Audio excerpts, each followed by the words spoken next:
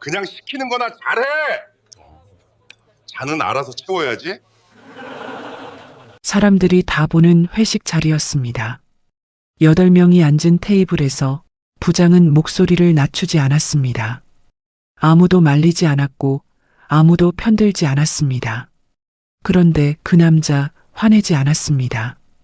그냥 조용히 앉아서 무릎 위 휴대폰 메모장에 시간과 발언을 하나씩 적어 내려갔습니다. 그날 밤부터였습니다. 쌓기 시작한 게 며칠이 지나고 몇 주가 쌓였습니다. 날짜, 발언, 파일 수정 이력, 메신저 캡처, 감정은 빼고 사실만 남겼습니다. 그리고 월요일 아침 전사공지가 떴습니다. 부장 이름 옆에 찍힌 글자, TF 파견, 관리자 권한 제한. 얼굴이 하얘진 건 부장이었습니다. 그 옆에서 조용히 쌓아온 도윤은 핵심 프로젝트 책임자 발령을 받았습니다. 망신은 그날 회식 자리에서 끝나지 않았습니다. 오히려 그때부터 시작이었습니다. 사연 시작 전 구독과 좋아요 눌러주시고 어디서 듣고 계신지 댓글로 남겨주세요. 마음으로 찾아가 감사 인사 전하고 싶습니다. 그럼 오늘의 사연 시작합니다. 계약직이면 계약직답게 행동해야지. 술은 내가 따르는 거 아니야? 고깃집 연기 자욱한 회식 자리였습니다. 테이블 끝에 앉아있던 강도윤은 그 말을 듣고 잠깐 손을 멈췄어요. 불판 위에서 고기가 지글거리는 소리, 옆 테이블에서 터지는 웃음소리, 그 모든 소음 속에서 부장 조태경의 목소리만 또렷하게 들렸습니다. 내가 뭘 알아? 계약직이 그냥 시키는 거나 잘해. 테이블에는 영업 3팀 직원 8명이 앉아 있었습니다. 누군가는 웃었고 누군가는 고개를 숙였으며 누군가는 갑자기 휴대폰을 꺼내 들었습니다. 아무도 말하지 않았어요. 도윤의 맞은편에 앉은 대리 한지민이 잠깐 도윤을 바라봤다가 시선을 돌렸습니다. 그것이 전부였습니다. 도윤은 그 자리에서 반박하지 않았습니다. 화를 내거나 자리를 박차고 일어나지도 않았어요. 그냥 조용히 소주잔에 술을 따랐습니다. 그리고 아무도 모르게 한 손으로 바지 주머니에서 휴대폰을 꺼내 무릎 위에 올려놓았습니다. 메모장을 열었습니다. 날짜, 시간, 장소, 발언 내용 하나씩 적어 내려갔습니다. 손가락이 조용히 그러나 빠르게 움직였습니다. 조태경은 대기업 계열사 영업 3팀 부장이었습니다. 팀에서 가장 오래된 사람이었고 가장 큰 목소리를 가진 사람이기도 했죠. 임원 승진을 눈앞에 두고 있다는 소문이 돌았고 그걸 본인도 알고 있었습니다. 그래서인지 더 거칠었어요. 자신보다 아래에 있는 사람을 아래에 있게 만들어야 자신이 위에 있다는 걸 확인하는 사람이었습니다. 도윤이 이 팀에 온 건 계약직 전문 인력으로 채용됐기 때문이었습니다. 계약 기간은 1년이었고 업무는 영업 지원 및 데이터 관리였습니다. 직함은 없었고 자리는 팀 구석 참가였으며 복지는 정규직의 절반 수준이었죠. 하지만 도윤이 실제로 하는 일은 그 직함과 전혀 달랐습니다. 매출 리포트 정리, 클레임 원인 분석, 제안서 숫자, 검증, 거래처 대응 문서 작성, 팀에서 가장 정밀한 작업들을 가장 조용하게 처리하는 사람이 바로 도윤이었습니다. 그날 회식은 팀 분기 실적 달성을 자축하는 자리였습니다. 실적이 나온 건 맞았어요. 하지만 그 실적이 어떻게 만들어졌는지는 테이블에 앉은 사람마다 알고 있는 게 달랐습니다. 조태경이 다시 잔을 들며 말했습니다. 계약직은 계약직이야. 아무리 열심히 해봤자 어디까지가 한계인지 알잖아. 괜히 욕심 부리지 말고. 그 말이 끝나자 테이블 한쪽에서 누군가 어색하게 웃었습니다. 도윤은 웃지 않았어요. 메모장에 그 문장을 그대로 받아 적었습니다. 그리고 조금 뒤 조태경이 분위기를 띄우려는 듯 목소리를 높이며 말했습니다. 부모 얼굴 보고 싶으면 눈치껏 행동해야지. 괜히 나대다가 재계약 날아가면 누가 책임져? 그 말이 떨어지는 순간 테이블이 순간적으로 조용해졌습니다. 웃음소리도 잦아들었고 술잔을 들려던 손도 멈칫했습니다. 도윤은 고개를 숙인 채 화면을 들여다봤습니다. 손가락은 떨리지 않았습니다. 그 문장도 받아 적었습니다. 회식이 끝나고 도윤은 집으로 돌아오는 버스 안에서 메모를 다시 읽었습니다. 7줄이었습니다. 오늘 밤에만 7줄이었어요. 도윤은 파일을 저장하고 화면을 껐습니다. 창밖으로 밤 도시의 불빛이 흘러갔습니다. 화가 나지 않았냐고 물으면 화가 안 났다고 하면 거짓말이었습니다. 하지만 그것보다 더 강한 감정이 있었습니다. 이걸 절차로 이겨야 한다는 것. 그 생각이 버스가 종점에 닿을 때까지 사라지지 않았습니다. 도윤의 하루는 대부분 다른 사람들이 퇴근한 뒤에도 계속됐습니다. 오후 6시가 되면 팀원들이 하나둘 짐을 쌌고 조태경은 늘 가장 먼저 나갔습니다. 수고해라는 말 한마디를 남기고 그 말이 누구를 향한 건지도 불분명한 채로 코트를 걸치고 나가는 사람이었죠. 그리고 도윤은 자리에 앉아 모니터를 켜두었습니다. 야근이 아니었어요. 그냥 일이 남아 있었습니다. 매출 리포트는 매주 월요일 아침까지 올라가야 했습니다. 거래처별 실적, 클레임 건수, 누적 매출 추이, 전년 동기 비교. 그 데이터를 정리하는 건 공식적으로 누구의 업무도 아니었습니다. 하지만 올라가지 않으면 월요일 아침 회의가 시작부터 삐걱거렸고 결국 그 일은 항상 도윤이 했습니다. 시켜서 한 것도 아니었어요. 안 하면 팀이 돌아가지 않는다는 걸 알았고 할 수 있는 사람이 도윤이었기 때문이었죠. 클레임 원인 분석도 마찬가지였습니다. 거래처에서 이의가 들어오면 조태경은 정리해봐라는 말 한마디를 툭 던졌고 도윤은 수십 장의 납품 서류와 커뮤니케이션 이력을 들여다보며 원인을 추적했습니다. 어디서 오류가 났는지, 누구의 확인이 누락됐는지, 재발을 막으려면 어떤 프로세스를 바꿔야 하는지. 그 분석을 바탕으로 대응 문서가 만들어졌고 그 문서로 거래처와의 협의가 이루어졌습니다. 문서 맨 아래에는 항상 영업3팀 조태경이라는 이름이 찍혔습니다. 한지민은 그걸 알고 있는 몇 안 되는 사람 중 하나였어요. 어느 날 저녁 도윤이 자료를 정리하고 있는 책상 옆을 지나다가 잠깐 멈추더니 작게 말했습니다. 도윤님 자료 없으면 진짜 회의 못 돌아가요. 저는 알아요. 도윤은 화면을 보면서 짧게 웃었습니다. 괜찮아요. 아니, 괜찮지 않잖아요. 근데 저는 한지민은 말을 잇지 못했습니다. 공개적으로 편을 들었다가 자신에게 불이 튈까봐 두려운 사람의 표정이었어요. 도윤은 그걸 알면서도 더 말하지 않았습니다. 강요하고 싶지 않았습니다. 진술은 자발적이어야 의미가 있다는 걸 도윤은 이미 생각하고 있었습니다. 제안서 숫자 오류를 2번 잡아낸 것도 도윤이었습니다. 한 번은 거래처에 잘못된 단가가 들어갈 뻔한 것을 마지막 검토 단계에서 발견했고 한 번은 전년도 실적 집계 수식이 깨져서 보고서 전체 숫자가 틀려 있던 것을 전날 밤 야근 중에 잡아냈습니다.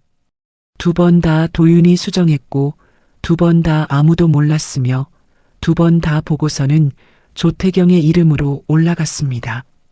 그 모든 파일에는 수정 이력이 남아 있었습니다. 누가 언제 어떤 내용을 고쳤는지가 시스템 안에 기록되어 있었죠. 도윤은 그걸 알고 있었고 그걸 지우지 않았습니다. 도윤이 회사에서 살아남는 방법은 단순했습니다. 잘하는 것이었어요. 티내지 않고 다투지 않고 그냥 정확하게 잘하는 것. 계약직이라는 위치에서 할 수 있는 가장 단단한 방어는 실력이었습니다. 누군가가 계약직이 뭘 알아라고 말할 때마다 도윤은 속으로 생각했습니다.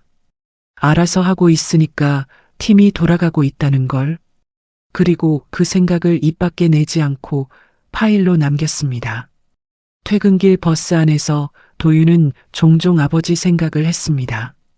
30년 가까이 중소기업 생산직으로 일하다가 계약 해지 통보한 장으로 회사를 나온 아버지였습니다.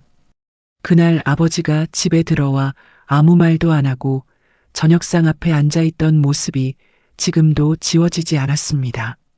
도윤이 이 회사에서 버티는 이유 중 하나는 그 장면을 되풀이하지 않겠다는 것이었습니다. 그리고 만약 비슷한 일이 생긴다면 적어도 아무런 준비 없이 당하지는 않겠다는 것이었죠. 회식이 있고 나서 일주일이 지났습니다. 조태경이 도윤에게 던지는 업무가 달라졌습니다. 전보다 더 단순하고 더 하찮은 것들이었어요. 회의실 예약, 출력물 정리, 외부 택배 수령 확인. 팀에서 누구나 할 수 있는 일들, 아니 누구도 굳이 챙기지 않던 일들이 도윤의 메신저로 날아들었습니다. 강도윤 씨, 내일 오전 10시 회의실 2호 잡아줘요. 복사기 용지 떨어졌는데 총무팀 가서 받아와요. 거래처 생수 도착했다고 하는데 내려가서 확인해요. 그 메시지들이 오전부터 오후까지 이어졌습니다. 도윤은 하나씩 처리했고 하나씩 캡처했습니다. 시간, 발신자, 내용. 메모장 파일이 조금씩 두꺼워졌어요. 반면 조태경이 본인 이름으로 올리는 성과물은 계속 나왔습니다. 분기거래처 결산 보고서, 신규 고객사 제안서, 클레임 해결 완료 보고. 그 문서들 안에 들어간 숫자와 논리의 출처를 아는 사람은 팀에서 몇 명 없었죠. 그중 한 명이 도윤이었고 또 한 명이 한지민이었습니다. 결정적인 순간은 거래처 미팅에서 왔습니다. 도윤이 사흘밤을 들여 만든 정산표가 있었는데 거래처 담당자가 그 자료를 보며 물었습니다. 이 자료 정말 잘 나왔네요. 누가 만드셨어요? 조태경이 빠르게 답했습니다. 제가 직접 정리했습니다. 이번 분기 숫자가 복잡해서요. 도윤은 그 자리에서 아무 말도 하지 않았습니다. 거래처 담당자가 고개를 끄덕이며 수고하셨겠네요 라고 말하는 동안 도윤은 시선을 테이블 위 자료로 고정한 채 표정을 유지했습니다. 회의가 끝나고 건물 밖으로 나와 차를 기다리는 사이 도윤은 메모장을 열었어요. 오늘 날짜, 거래처 미팅, 정산표 출처 발언, 세 줄을 추가했습니다. 그리고 파일 수정 이력이 담긴 원본 파일을 개인 클라우드에 백업했습니다. 팀 내 회의 자리에서도 비슷한 일이 반복됐습니다. 어느 날 도윤이 거래처 대응 프로세스를 개선하는 아이디어를 조심스럽게 꺼냈습니다. 반복되는 클레임을 예방할 수 있는 체크리스트를 만들자는 제안이었는데 팀 회의 자리에서 손을 들고 말했습니다. 저 한 가지 제안 드려도 될까요? 납품 전 체크리스트를 표준화하면 클레임이 줄어들 것 같아서요. 조태경은 잠깐 도윤을 보더니 말했습니다. 계약직이 뭘 알아? 그런 거는 우리가 알아서 해요. 회의실이 잠깐 조용해졌습니다. 한지민이 입을 열려다가 다시 다물었어요. 도윤은 고개를 끄덕이며 자리에 앉았습니다. 그리고 그날 저녁 그 체크리스트 초안을 혼자 완성했습니다. 파일 이름에 날짜를 붙이고 저장했습니다.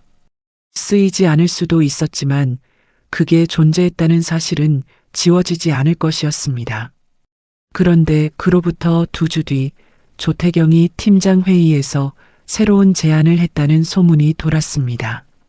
납품 전 체크리스트 표준화 도입.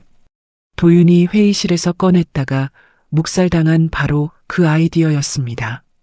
조태경은 그걸 자신의 아이디어로 위에 올렸고 윗선에서 긍정적인 반응을 받았다는 이야기였습니다.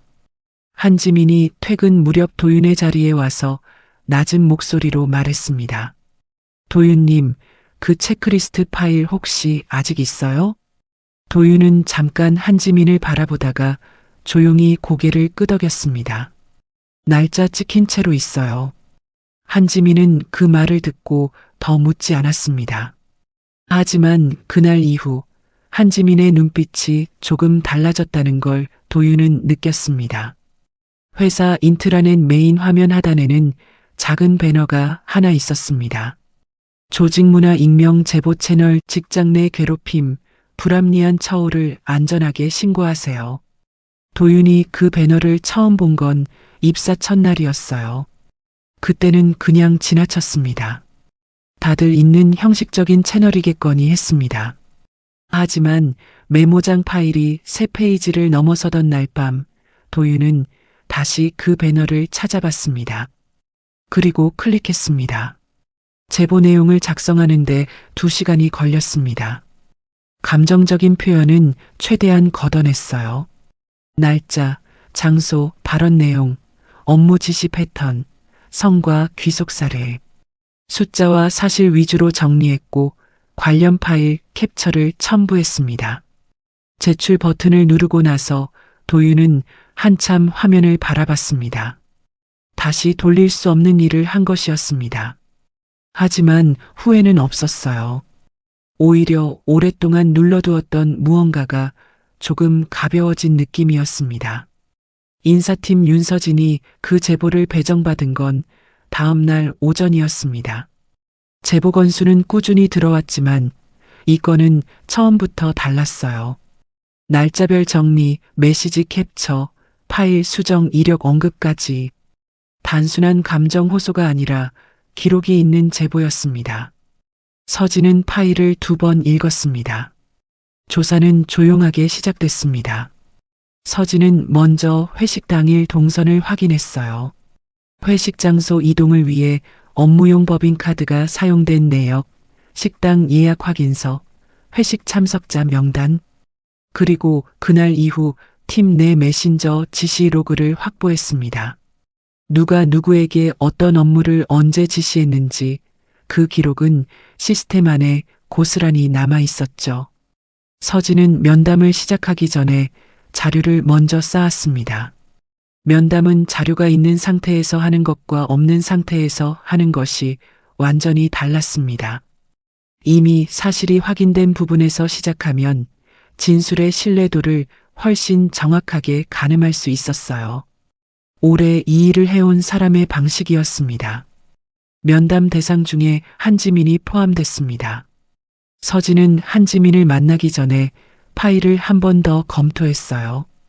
도윤의 제보에는 한지민의 이름이 직접 언급되지 않았습니다. 하지만 정황상 가장 가까운 자리에서 지켜본 사람이었고 그 사람의 진술이 이 조사의 방향을 상당 부분 결정할 수 있었습니다. 면담실은 작은 회의실이었습니다. 서진이 먼저 말했습니다. 한지민 씨, 오늘 면담은 어떤 내용을 캐묻거나 책임을 묻는 자리가 아닙니다. 팀 안에서 있었던 일을 사실 그대로 확인하는 자리예요. 보신 것, 들으신 것 그대로 말씀해 주시면 됩니다. 한지민은 손을 무릎 위에 올리고 잠깐 아무 말도 하지 않았습니다. 그러다가 천천히 입을 열었어요. 그날 회식에서요, 부장님이 도윤님한테 하신 말이 있었는데 부모 얼굴 보고 싶으면 눈치껏 하라고 그런 말씀을 하셨습니다. 서진은 메모를 시작했습니다. 한지민의 목소리가 낮고 조심스러웠지만 멈추지 않았어요. 한 번 시작하자 말이 이어졌습니다. 회식 자리에서 있었던 일들, 회의실에서 반복됐던 패턴들, 도윤의 자료가 부장 이름으로 올라가는 것을 옆에서 지켜본 이야기들, 한지민이 그동안 혼자 삼켜온 것들이 조금씩 흘러나왔습니다. 면담이 끝나고 서진은 혼자 회의실에 남아 노트를 정리했습니다.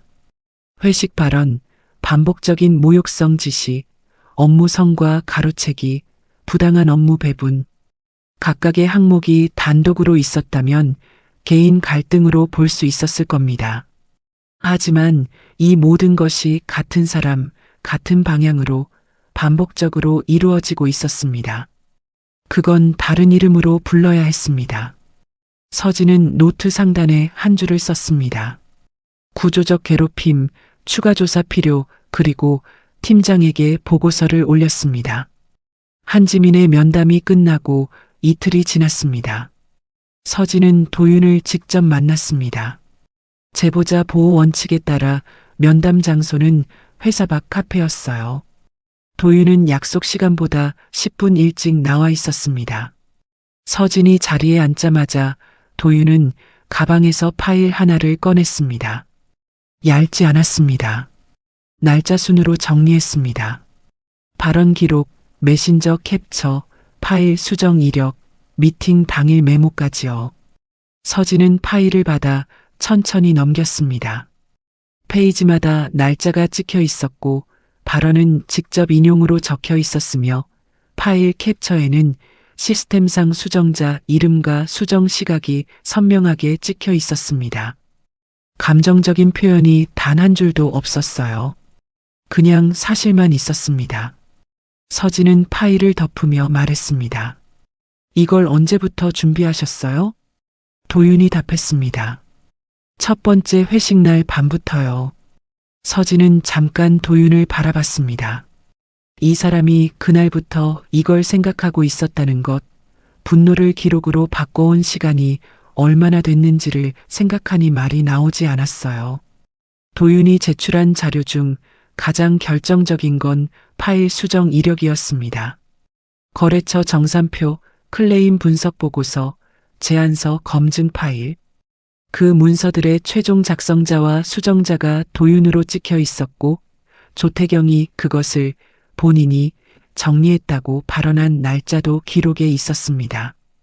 그리고 도윤이 회의에서 꺼낸 체크리스트 아이디어 파일은 생성 날짜가 찍혀 있었는데 조태경이 그것을 팀장 회의에 자신의 아이디어로 올린 날보다 앞서 있었습니다. 숫자는 거짓말을 하지 않았습니다. 파일 시스템은 더더욱 거짓말을 하지 않았죠. 서진은 추가 자료 확보에 들어갔습니다. 팀 내 메신저 지시 로그를 전수 분석했고 회식 장소 법인카드 사용 내역과 출입 기록을 대조했습니다. 그리고 영업 3팀의 최근 1년간 보고서 작성자 이력을 뽑았습니다. 공식적으로 팀장 이름이 올라간 문서와 실제 파일 수정 이력상 작성자 사이의 간극이 얼마나 큰지를 수치로 정리하는 작업이었어요. 그 간극은 컸습니다. 예상보다 훨씬 컸습니다. 그 무렵 한지민이 서진에게 추가 연락을 해왔습니다. 면담 이후 며칠 동안 고민하다가 한 가지를 더 말하고 싶다고 했어요. 두 번째 면담은 첫 번째보다 조금 더 길었습니다. 그날 회식에서요. 부장님이 부모 얼굴 보고 싶다 비슷한 말씀을 하셨는데 제가 그 전에도 비슷한 말을 들은 적이 있어요. 도윤님한테만 하시는 말씀이 아니었습니다. 계약직 직원이 들어올 때마다 비슷한 방식으로 하시는 걸 저는 봤어요. 서진은 펜을 멈추지 않았습니다. 이건 단순히 한 사람을 향한 감정이 아니었습니다. 패턴이 있었고 반복이 있었으며 그게 특정 지위를 가진 사람들을 향한 구조적인 행동이었다는 게 확인되는 순간이었습니다. 서진은 그날 저녁 늦게까지 사무실에 남아보고서를 완성했습니다. 제목은 단순했어요. 영업 3팀 직장 내 괴롭힘 사실 확인 보고서. 하지만 그 안에 담긴 내용은 단순하지 않았습니다. 날짜별 사실관계, 진술 일치 여부, 파일 수정 이력, 업무 배분 불균형 수치, 반복성 확인. 층층이 쌓인 증거들이 하나의 결론을 향해 수렴하고 있었습니다. 보고서를 출력하고 나서 서진은 잠깐 창밖을 바라봤습니다. 야근 중인 다른 층 불빛들이 보였어요. 저 불빛들 중 얼마나 많은 사람이 지금 이런 상황 안에 있을까? 잠깐 그런 생각을 했습니다. 그리고 다시 보고서를 집어들었습니다. 월요일 아침이었습니다. 회사 전사 인트라넷 포털에 공지가 하나 올라왔습니다. 오전 9시 정각이었어요.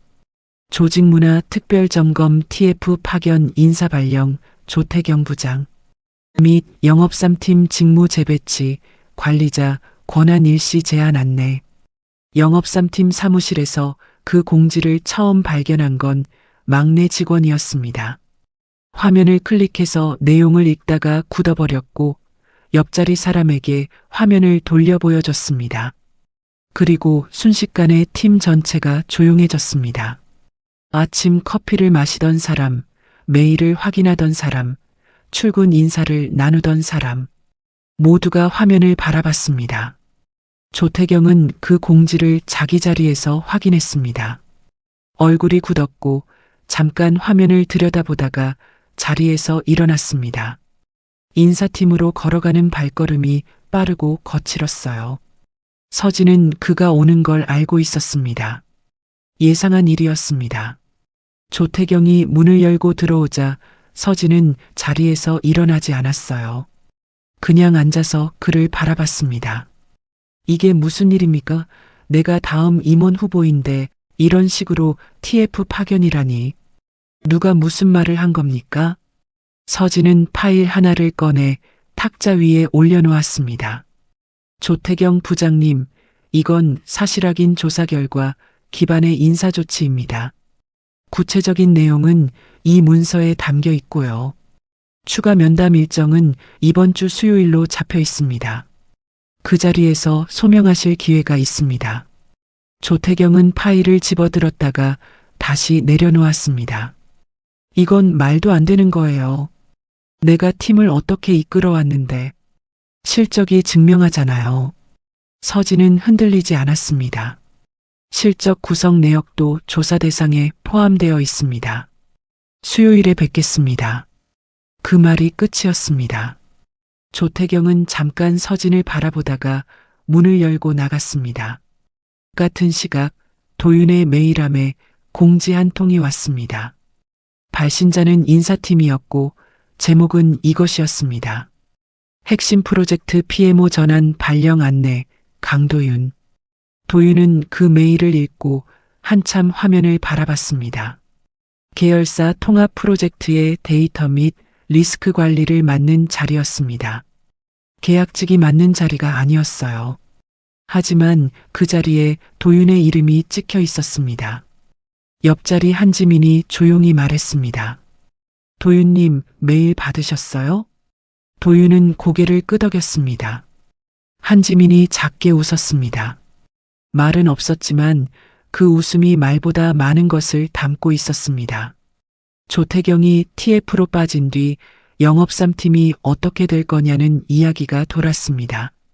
사람들은 팀이 흔들릴 거라고 생각했습니다. 오래된 부장이 빠지면 실적도 흔들리고 거래처 관계도 끊기고 팀 운영이 삐걱거릴 거라고요. 하지만 실제로 벌어진 일은 반대였습니다. 조태경이 없는 첫 주, 팀이 오히려 조용해졌습니다. 조용하다는 건 혼란스럽다는 게 아니었어요. 불필요한 긴장이 사라졌다는 뜻이었습니다. 회의 시간이 짧아졌습니다. 보고서 검토가 빨라졌습니다. 메신저 지시가 줄었고 서로 직접 확인하는 방식으로 일이 돌아가기 시작했습니다. 한지민이 임시팀 운영을 맡았고 업무 배분을 다시 정리했습니다. 그 과정에서 자연스럽게 드러난 것이 있었어요. 그동안 부장 이름으로 올라간 성과물들이 실제로 누구의 손에서 나왔는지였습니다. TF 조사 과정에서 파일 수정 이력 분석이 전 직원에게 공유됐습니다. 최근 1년간 팀에서 만들어진 주요 문서 32건 중 실제 작성 또는 핵심 수정이 도윤의 계정으로 이루어진 건이 21건이었습니다. 보고 책임자로 올라간 이름은 32건 모두 조태경이었고요. 그 숫자가 화면에 뜨자 팀원들 사이에서 한동안 아무 말이 없었습니다. 거래처 분쟁도 재점화됐습니다. 조태경이 인맥으로 눌러왔던 클레임 2건이 다시 수면 위로 올라왔습니다. 하나는 납품단가 오류로 인한 손실 보전 문제였고, 하나는 계약서, 조건 해석 불일치로 인한 추가 대금 요구였습니다. 그 두 건 모두 도윤이 당시 작성한 분석 보고서에 미해결 리스크로 명기되어 있었습니다. 보고서는 올라갔지만 그 안에 담긴 경고가 조태경에 의해 묵살됐다는 사실이 메신저, 이력으로 확인됐습니다. TF 면담이 시작됐습니다. 조태경은 첫 번째 면담에서 방어적이었습니다. 그 자료들은 제가 방향을 잡아줬기 때문에 나온 겁니다. 실무자가 타이핑을 했다고 그게 실무자 것입니까? 서진은 메모를 하면서 말했습니다. 방향 지시 내역을 메신저나 메일로 확인할 수 있는 게 있으면 제출해 주세요. 조태경은 잠깐 멈췄습니다. 그리고 찾아보겠다고 했습니다. 하지만 그 이후 제출된 자료는 없었습니다. 방향을 지시한 기록이 없었기 때문이었습니다. 도윤에게 던진 지시는 정리해봐 한마디였고 그것만 메신저에 남아 있었습니다. 두 번째 면담에서 조태경은 책임을 팀원들에게 돌리려 했습니다. 팀 전체가 함께 만든 성과입니다. 저 혼자 이름을 올린 게 아니라 팀장으로서 대표한 거예요. 서진이 말했습니다. 대표와 대체는 다릅니다. 그 문서들의 작성자가 누구인지는 이미 확인됐고 문제는 그 사실을 외부에 다르게 고지한 것입니다. 조태경은 그 말에 대답하지 않았습니다. 변명할수록 기록과의 거리가 벌어졌고 그 거리가 불리함으로 돌아왔습니다. 징계 결과가 나온 건 조사가 시작된 지 3주 만이었습니다. 관리자 직책 해제, 인사평가 최하 등급 반영, 직장 내 괴롭힘 재발 방지, 교육 의무 이수, 그리고 해당 사실이 인사 기록에 남는 것. 임원 후보라는 소문이 돌던 사람의 결과치고는 한 번에 많은 것이 사라진 것이었습니다. 조태경은 결과를 통보받은 날 오후 도윤에게 메시지를 보냈습니다. 강도윤 씨, 내가 너무했던 것 같아요. 미안합니다. 도윤은 그 메시지를 읽었습니다. 한참을 바라보다가 저장하지 않고 화면을 껐습니다. 사과가 늦었다는 건 아니었어요. 사과 한 줄이 그동안 메모장에 쌓인 것들을 지울 수 없다는 걸 알고 있었습니다. 그리고 그 사과가 진심인지 결과 때문인지는 도윤이 판단할 일이 아니었습니다. 도윤은 PMO 전환 첫날 새 팀 회의실로 걸어 들어갔습니다. 계열사 통합 프로젝트는 규모가 컸습니다. 관련 계열사만 4곳이었고 데이터 정합성 확인과 리스크 관리가 핵심이었습니다. 도윤이 오랫동안 혼자 해온 일들이 이제 공식적인 역할과 권한을 가지고 요구되는 자리였어요.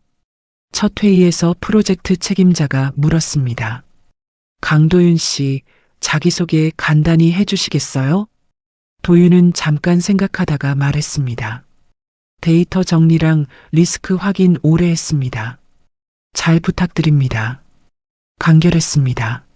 하지만 그 방에 있는 사람들은 도윤이 어떤 경위로 이 자리에 왔는지 알고 있었고 그걸 알기에 그 짧은 소개가 더 무겁게 들렸습니다.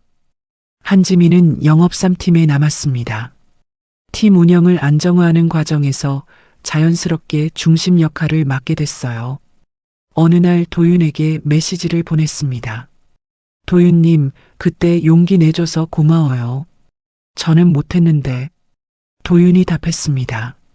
지민 씨가 말해줬으니까 됐어요. 그게 있었으니까 된 겁니다. 그 메시지를 마지막으로 두 사람의 대화는 짧게 끝났습니다. 하지만 그 짧은 교환 안에 많은 것이 담겨 있었습니다. 도윤이 새 팀에서 자리를 잡아가던 어느 날 저녁 후배 계약직 직원 하나가 남아서 야근을 하고 있었습니다. 도윤이 퇴근하다가 그 사람 자리 앞에 잠깐 멈췄습니다. 힘들어요? 후배가 웃으며 답했습니다. 괜찮아요. 그냥 참으면 되죠, 뭐. 도윤은 잠깐 생각하다가 말했습니다. 참는 게 능사는 아니에요. 기록하고 절차로 이겨요. 회사가 아니라 원칙이 사람을 지킵니다. 후배는 그 말을 듣고 잠깐 도윤을 바라봤습니다. 위로인지 조언인지 경험담인지 알 수 없는 말이었지만 그게 가볍지 않다는 건 느껴졌습니다. 도윤은 더 말하지 않고 자리를 떴습니다. 복도를 걸어가는 발걸음이 가볍지는 않았어요. 하지만 흔들리지도 않았습니다. 그것으로 충분했습니다. 누군가를 깎아내려 올라서려 했던 사람은 그 무게에 스스로 눌렸고 묵묵히 쌓아온 사람은 그 무게가 결국 계단이 됐습니다. 세상이 항상 공정하지는 않지만 기록은 공정했습니다. 절차는 공정했습니다. 그리고 그걸 믿고 버텨온 사람이 결국 제자리를 찾았습니다.